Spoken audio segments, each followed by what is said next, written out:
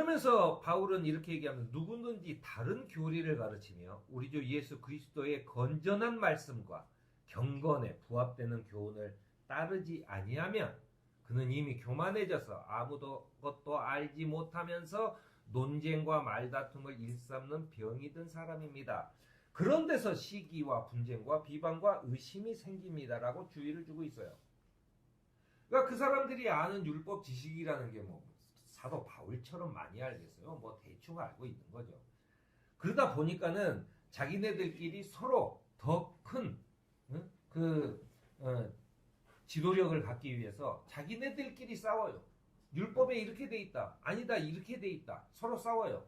내가 내 말이 더 맞다. 얘기합니다. 그러면 결국은 뭐냐면 예수의 진리는 저리 가버리고 율법에 대한 토론과 논쟁이 벌어지고 끊임없는 저 신화 얘기 아브라함이 누구를 낳고 하는 것만 달달달 외우면서 사람들에게 가르치다 보면 그리스도교의 교회가 아니라 그리스도인들의 모임이 아니라 유대교의 한 그 분파의 예배당과 똑같은 방식이 벌어지는 거예요.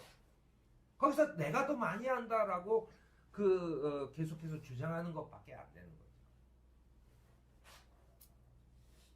그들은 자신이 무슨 말을 하는지도 모르는 사람들이며 이들이 주장하는 율법을 잘 지키는 사람들을 위한 복음은 결코 아니라는 것이 바울의 가르침입니다. 왜 무슨 말인지 모르는 걸 자기가 얘기할까요? 자기 율법은 잘 알아. 그런데 예수 그리스도가 율법을 완성하러 왔다라고 하는 이야기나 예수 그리스도의 진정한 구원의 의미가 무엇인지 전혀 몰라요. 모르니까 율법이라도 가르쳐서 내가 여기서 폼이라도 잡고 싶은 거죠. 그런 거예요. 바울은 율법은 그리스도의 기쁜 소식, 그게 복음입니다. 기쁜 소식, 복음을 믿는 사람 위한 것이 아니라고 밝힙니다. 율법이 제정된 것은 의로운 사람 때문이 아니라 우리가 법이라는 게 왜 있어요? 착한 사람들에게 좀 더 많은 보상을 주려고 법을 만들지는 않습니다. 법이라는 것은 의로운 사람 때문이 아니라 법을 어기는 자와 순종하지 않는 자와 경건하지 않은 자와 죄인과 거룩하지 않은 자와 속된 자와 아비를 살해하는 자와 어미를 살해하는 자와 살인자와 간음하는 자와 남색하는 자와 사람을 유괴하는 자와 거짓말하는 자와 거짓 맹세를 하는 자와 그 밖에도 무엇이든지 건전한 교훈에 배치되는 일 때문에 만들어진 것이 율법이라고 얘기를 하는 겁니다. 사도 바울이 이렇게 모든 그 범죄 사실을 나열할 정도라고 한다면은 정말 이것 때문에 에베소 교회가 완전히 그 그리스도 교회가 아니라 유대교의 회당에 지나지 않게 만들려고 하는 자들에 대한 얼마나 분노가 컸는지를 알 수가 있어요. 그러면서 바울은 그리스도 예수께서 죄인을 구원하시려고 이 세상에 오셨다고 하는 이 말씀은 믿음직하고 모든 사람들이 받아들일 만한 말씀이다 라고 얘기해요.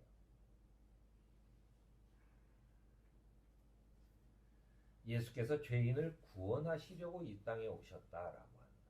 율법은 아무 상관없어요. 바울도 율법이 필요한 경우는 뭐냐면 내가 어떤 일을 했는데 이게 도덕적으로 맞느냐 틀리냐를 내가 가늠할 때 율법에 비해서 율법에서는 이걸 금하고 있구나 라고 하는 것 정도로 아는 거지. 내가 삶의 방식을 완전히 율법처럼 하면은 뭐 예전에도 그런 얘기 있었어요. 그 주일날에는 뭐 돈을 쓰면 안 된다고. 그래서 그 버스를 안 타고 걸어서 교회를 가고 뭐 이런 식의 이야기들이 있었죠. 이 율법을 지키는 것 자체가 오히려 우리를 굉장히 얽어맵니다. 하나님께서는 우리를 구속된 상태에서 해방시키시려고 우리에게 복음을 허락하셨는데 우리가 스스로 자꾸 얽어매요. 어떤 거에서다가. 근데 그것을 예수 그리스도에게 얽어매는 거면 우리에게 기쁜 소식이 되지만 다른 거에다 얽어매면 나한테는 죄에 빠지게 되는 것이라는 얘기입니다. 그러면서 바울이 자기 이야기를 합니다. 나는 죄인의 우두머리다라고 하는 얘기예요. 내가 율법을 많이 알아서 잘나서 로마의 시민권자고 또 유대 사회에서 내가 귀족이어서 아니다. 나는 죄인의 우두머리다라고 얘기해요. 주님께서는 내가 박해자와 비방자하고 또 폭행자였던 자신을 택하셔서 이방인에게 복음을 전하는 사도로 택하신 것인데 그 이유는 자신이 복음을 빠르게 믿어서가 아니에요. 내가 남들보다 더 빠르게 믿어서가 아니에요. 예수를 따라다니던 예수의 제자들은 예수한테 직접 들었어요. 바울은 예수님이 돌아가시고 난 다음에 부활하신 다음에조차 그때서야 예수님의 말씀을 받을 수가 있었어요. 그렇지만 남들보단 빨랐어요. 그랬기 때문에 내가 빨리 받아서 사도들도 남들보다 빨리 예수를 알고 있어서 그들이 사도가 된 게 아니고 자신이 저지른 잘못이 얼마나 엄청난 것인지를 깨닫고 뼈저리게 회개한 사람이어서 택하셨다라고 하는 거예요. 내가 율법이 최고인 줄 알고 내가 이렇게 사는 게 최고인 줄 알고 이 세상에 귀족으로 누릴 수 있는 많은 것을 누리고 사는 게 최고인 줄 알고 살았는데 이게 헛것이구나. 내가 죽으면 이걸로 끝나는 거구나 라고 하는 것을 깨닫는 순간에 사도 바울은 예수 그리스도를 따르기로 합니다. 그리고 자기의 지위와 모든 것을 버리고 그리고 여행을 하면서 작은 그 천막을 만드는 데 가서 아르바이트를 하면서 돈을 벌어서 다녀요. 때로는 돈을 뺏기기도 하고 때로는 맞기도 하고 때로는 감옥에 갇히기도 하고 하면서 정말로 형편없는 삶을 살아요. 그렇지만 바울에게는 기쁨이 넘치는 거죠. 내가 그동안 평생을 율법 공부에 모든 걸 다 매진했는데 이것은 율법을 넘어서는 완벽한 진리다. 내가 이것을 가졌다. 라고 하는 순간 그는 그것이 고생이 아닙니다. 하느님께서는 나에게 자비를 베푸셨습니다. 그 뜻은 그리스도 예수께서 끝없이 참아주심의 한 사례를 먼저 나에게서 드러내 보이심으로써 앞으로 예수를 믿고 영생하려고 하는 사람들의 본보기로 삼으시려는 것입니다. 라고 하는 거예요. 그러니까 율법을 가르치는 사람들에게 나에 대해서 얘기해라. 너희보다 바울은 훨씬 더 율법을 많이 해요. 그 당시에 이스라엘 전역에서 바울보다 율법을 더 많이 하는 사람은 없어요. 우리 직접 배웠던 스승이 당대 최고의 율법학자였습니다. 당대 최고의 율법자. 자기는 자기의 스승을 늘 자랑스럽게 얘기해요. 나는 누구에게서 배웠다. 사도행전에 나오는 인물이에요. 그런데 내가 그 율법의 진리를 다 버리고 예수 그리스도를 따르면서 내가 사는 것. 그것은 너희들에게 본보기를 보여주기 위해서 율법으로서가 아니라 그리스도 예수의 자비하심으로 그 구원하심으로 그 우리에게 주시는 그 기쁜 소식으로 우리가 구원받아서 죽어서도 사는 새로운 생명을 얻게 됐다. 율법이 생명을 주냐? 아니에요. 그런 본보기를 삼으려고 한 것이니 너는 내 얘기를 적극적으로 하면서 그들을 입을 다물게 해라 라고 하는 얘기를 한 겁니다. 그러면서 또 한 가지 인간적으로 디모데에게 부탁하는 말이 있습니다. 뭐냐면 아무도 그대가 젊다고 해서 그대를 업신여기지 못하게 하십시오 라고 하는 거예요. 왜냐하면 디모데는 이제 20대 때는 뭐 지금의 20대보다는 그 당시 20대는 이제 어른이지만 대부분 그 율법을 가르치고 하는 교사들은 전부 다 40, 50대 이상 다 된 그런 사람들이죠. 그러니까 이제 나이로 미는 거예요. 원래 항상 그렇잖아요. 그 실력으로 안 되면 그 다음에 이제 나이로 밀고 뭐 이제 이런 거죠. 그런데 그런 거에 밀리지 말라는 거예요. 그럼 밀리지 않으려면 어떻게 해야 되느냐? 바울은 이렇게 얘기해요. 그대는 말과 행실과 사랑과 믿음과 순결에 있어서 믿는 사람들의 본이 되는 삶을 살아가라. 내가 갈 때까지 너는 성경을 읽는 일과 그리고 그 성경을 토대로 권면하는 일과 그리고 가르치는 일에 전념해라라고 권면합니다. 그리고 나는 무엇보다도 먼저 모든 사람을 위해 하느님께 간구와 기도와 그리고 중보기도와 감사기도를 드리라고 그대에게 권한다라고 얘기해요. 사실은 우리가 예수님으로 인해서 우리가 부활하게 됐구나라고 안다고 해서 부활한 생명이 되는 건 아니죠. 내가 하느님께서 우리를 죄인이었던 아무것도 모르고 이 세상만 잘 살면 다 되는 것처럼 살고 있던 나를 불러서 하느님의 가족이 되게 하셨다라고 하는 것은 내가 이제는 내 삶을 완전히 바꿔야 돼요. 근데 사람이 어떻게 자기 삶을 한순간에 바꿀 수가 있겠어요? 그렇기 때문에 뭐냐면 끊임없는 기도를 통해서 해야 됩니다. 기도는 내가 뭐 달라고 나만 중얼중얼 하는 게 항상 얘기하지만 기도는 하나님과의 나와의 대화라고 하는 거죠. 그런데 기도하라고 하면 항상 하느님 하고선 예수님 하고선 자기 얘기만 하고 아멘 하고 끝나고 나가버려요. 그건 대화가 아니죠. 내가 아버지한테 내가 엄마한테 뭘 부탁할 게 있어서 들어가요. 그러면은 내가 쭉 얘기를 해. 그리고 나서 그렇게 해주세요. 그런 문 닫고 나가버리면 대화가 아니잖아요. 얘기를 들어야죠. 내가 듣고 내가 말을 하고 듣고 말을 하고 이게 대화잖아요.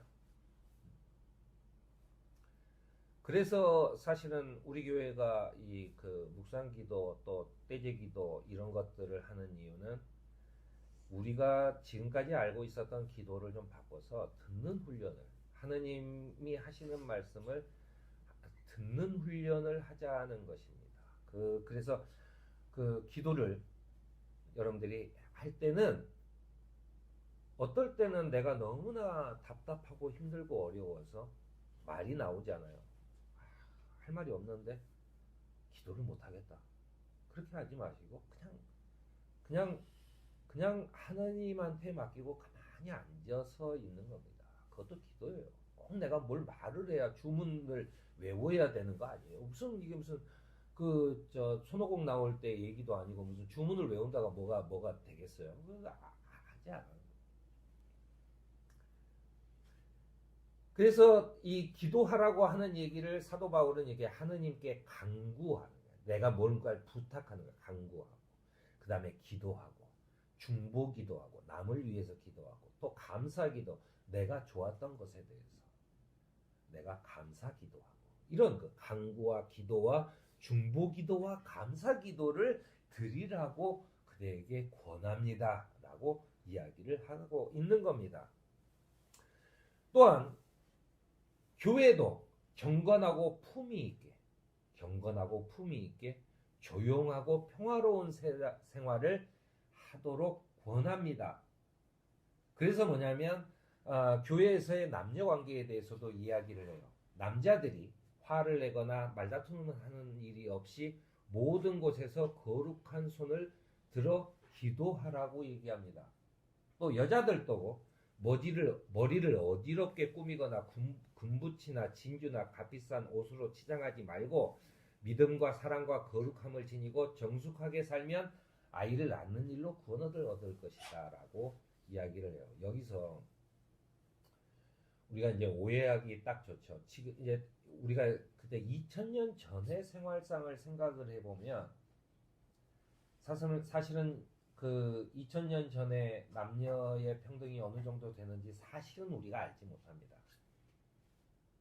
사실은 500년 전도 안 되는 조선시대에도 남녀 관계가 어떻게 되어 있었는지 우리는 사실은 잘 알지 못해요. 아무튼 우리가 알 수 있는 것은 1900년도 초반에 그 일제가 되면서 군국주의가 들어오면서 매우 안 좋아졌다는 것은 제가 상상할 수 있을 것 같아요. 근데 어쨌든 당시에 이 여자들이 머리를 어지럽게 꾸밀거나 군부치나 진주나 이거 값비싼 옷으로 치장하는 것은 이거는 내 신앙보다는 내가 그리스도 예수를 대면하기보다는 다른 사람을 대면하는데 더 큰 신경을 쓰는 일인 것입니다. 남자들이 화를 내거나 논쟁을 자꾸 하는 것은 그것도 다른 사람과의 관계에서 이겨보려고 하는 것 때문에 그러는 거예요. 이런 걸 그만두라는 거예요. 오로지 하느님만 바라보라는 건 얘기입니다. 그 다음에 또 아이 낳는 일로 구원을 얻을 것이다 라고 하면서 보통이죠. 집에 가서 애 낳아라. 이런 식의 이야기를 하는 사람들이 있습니다. 여기에 우리가 이제 오해가 있는데 아기 낳는 일로 구원을 얻을 것이라고 하는 얘기는 그 사람이 애 낳는 게 아니에요. 아이 낳는 일은 원래 헬라어에 단수형으로 쓰여 있습니다. 그러니까 단수형이라는 것은 당신들이 아이들을 낳는 것 같이 이렇게 하면은 모두가 낳는 거잖아요.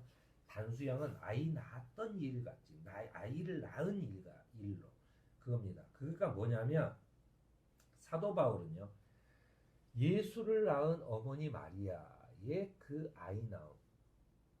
그래서 그 여자의 역할이 중요한 거예요. 왜냐하면 예수를 낳았잖아요.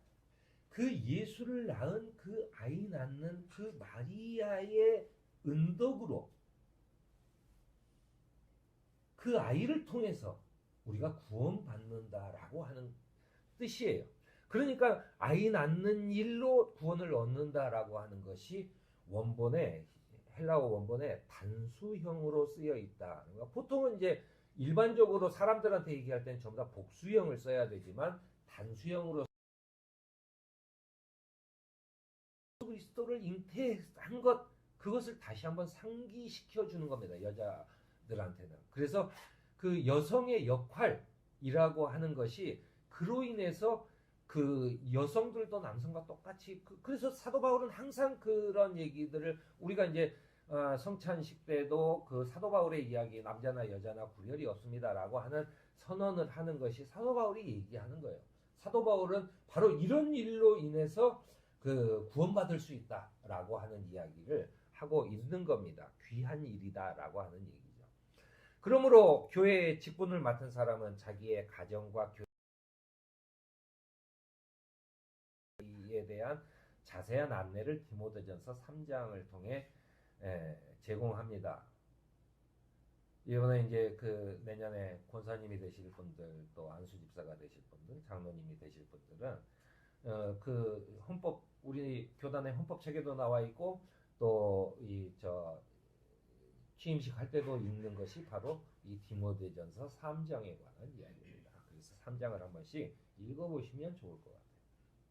그러면서 만일 내가 늦어지더라도 하느님의 가족 가운데 사람이 어떻게 처신해야 하는지를 그대가 알게 하려는 거라는 거예요.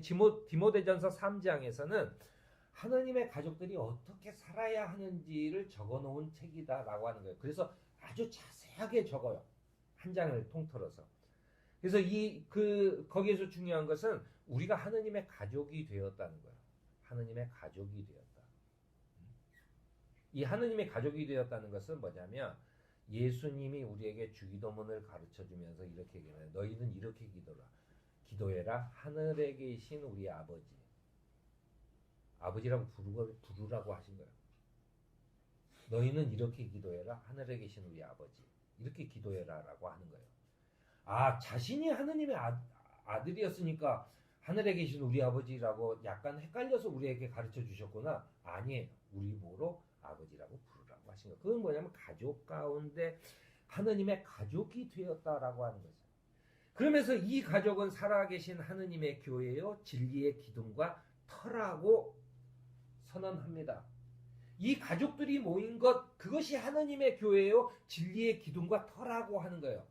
내가 서울교회 명부에 이름을 적는 게 아니라 하느님의 가족이 된 사람들이 그것이 바로 교회라고 하는 이야기입니다.